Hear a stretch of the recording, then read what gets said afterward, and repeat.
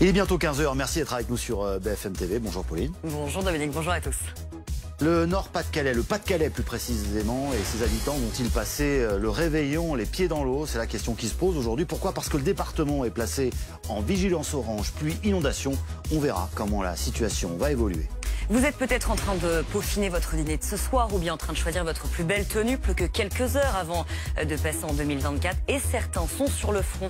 Ce soir, pompiers, restaurateurs ou même dépanneurs, vous êtes nombreux à bosser ce 31 décembre. Qu'attendre des vœux d'Emmanuel Macron ce soir, après une fin d'année difficile pour le président? Il est attendu au tournant. On va passer aussi en revue le style de ses prédécesseurs, de Gaulle à Chirac, en passant par Mitterrand ou Nicolas Sarkozy. Si vous devez traverser la Manche aujourd'hui, ça devrait le faire. Retour au calme après une journée d'interruption de l'Eurostar en raison de l'inondation d'un tunnel. Les trains ont bien repris du service ce matin. En revanche, pour ceux qui auraient dû partir hier, ça s'annonce compliqué.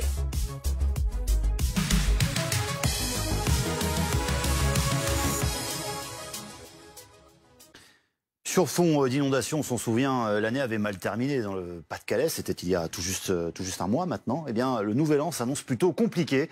Regardez, le département est placé une nouvelle fois en vigilance orange. De fortes pluies sont attendues cet après-midi avec un risque de débordement pour plusieurs cours d'eau. Alors comment les communes concernées se préparent-elles à affronter ces nouveaux intempéries? Reportage avec Célia Débès et Bastien Cochet. Des sols encore gorgés d'eau, des champs inondés et des cours d'eau au débit important. Avec le placement du Pas-de-Calais en vigilance orange pour la pluie et les inondations, l'inquiétude ressurgit dans le département. Dans un communiqué, son préfet a également annoncé le placement en vigilance orange crue de 3 cours d'eau, la Canche, la Hemme et la Lissamont. C'est dans le secteur de cette dernière rivière qu'habite Sébastien. Il vit dans un moulin construit au bord d'un des affluents du cours d'eau et constate inquiet l'évolution de son niveau. On n'est pas serein, on est prêt à mettre nos planches aussi pour protéger les habitations. On est toujours sur le qui-vive, on va dire, quand c'est comme ça. On peut pas dire qu'on s'habitue parce qu'on peut pas s'habituer à des situations qui sont effectivement assez stressantes. On regarde à la fenêtre, on surveille les niveaux d'eau, on regarde les prévisions. La peur de revivre les scènes survenues il y a à peine plus d'un mois. Alors les pouvoirs publics se mobilisent, les maires aussi. À Arques, même si le fleuve qui traverse la ville, là, n'est qu'en vigilance jaune, la municipalité a pris les devants. Pour la ville d'Arques, c'est fait. On a nos stocks de sable, on a nos stocks de parpaings. Et puis le personnel communal qui a été extrêmement mobilisé, on sait qu'il le sera aussi si on doit déclencher le plan de sécurité et de sauvegarde. Pour faire face en cas d'inondation, l'État rappelle quelques bons réflexes. Surélever les biens qui peuvent l'être, se tenir éloigné des cours d'eau, ne pas descendre dans les sous-sols et limiter ses déplacements. Jean-Paul Vasseur, vous êtes avec nous en direct sur BFM TV. Vous êtes maire de la commune de Tournehem sur la M. C'est donc dans le Pas-de-Calais. Vous êtes donc concerné par cette vigilance orange aux crues et aux inondations depuis ce midi. Comment vous vous sentez, sachant qu'on se souvient encore de ces inondations, de cet épisode très compliqué? C'était il y a à peine un mois. Nous disons qu'on est inquiet quand on voit ce qui s'est passé dernièrement avec la commune, avec 2 inondations. On a eu 2 inondations en 3-4 jours. Donc on a eu 28 maisons impactées et aujourd'hui on est inquiet de ce qui se passe.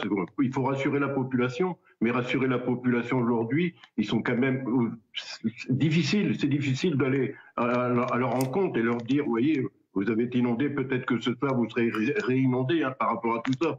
Donc on a prévenu tous nos services qui sont prêts à agir sur notre commune, bien sûr. Alors on entend que vos habitants, vos administrés sont d'une certaine manière maintenant habitués aux inondations. Est-ce qu'il y a des conseils à donner pour tenter d'éviter ou en tout cas de limiter les dégâts? C'est d'être vigilant. Déjà, on les a prévenus par notre service Facebook de la commune en disant qu'il faut surélever des fois les meubles. Il faut prendre des priorités déjà. Nous, on a déjà prévu du sable et puis aussi des blocs. En cas où vraiment on doit aider notre population, en espérant qu'ils passeront un bon réveillon. Mais je pense que le réveillon aujourd'hui, ça va être compliqué pour eux parce qu'ils vont être inquiets. Monsieur le maire, restez avec nous. Je me retourne vers vous, Julien Riffier. Vous êtes journaliste météo et climat pour BFM TV. On entend l'inquiétude de monsieur le maire et probablement de tous les habitants du Pas-de-Calais aujourd'hui. Il pleut en ce moment, justement, sur le département du Pas-de-Calais. Où est-ce qu'on en est au niveau des cours d'eau en ce moment?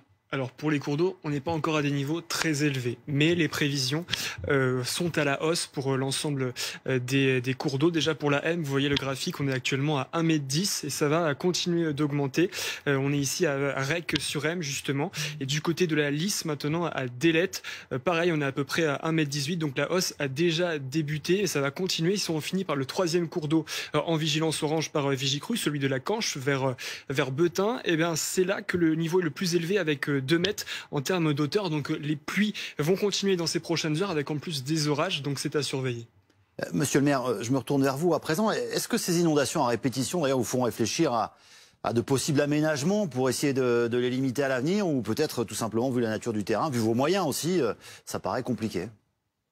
Ça paraît très compliqué. Je pense qu'il va falloir travailler là-dessus parce qu'aujourd'hui, dès qu'il pleut, on est inquiet. On se dit comment ça va arriver, comment on va faire pour éviter ça. Et je pense que les services publics doivent travailler là-dessus. Et je pense que l'État doit mettre les moyens aujourd'hui. L'État doit être derrière nous, ainsi que la région. Et je veux dire, il faut aussi qu'on nous donne les moyens à nous, je veux dire, d'essayer de résoudre ce problème qui paraît important depuis. Je veux dire, comme je vous dis, les gens ils sont inquiets. Moi, j'ai beau aller les voir, les rassurer, mais aujourd'hui, je peux comprendre leur inquiétude. Quand ils ont été inondés, on a eu 28 maisons inondées. Et on a encore 2 personnes qui n'ont pas encore retrouvé leur logement. Donc permettez-moi d'être inquiet. Et puis, comme je dis souvent à mes habitants, aujourd'hui, on a l'impression que ça va durer. Et ça va durer combien de temps ce phénomène-là? Votre inquiétude qui est entendue sur BFM TV. Merci beaucoup Jean-Paul Vasseur d'avoir été avec nous, maire donc de la commune de Tournehem sur la M, c'est donc dans le Pas-de-Calais.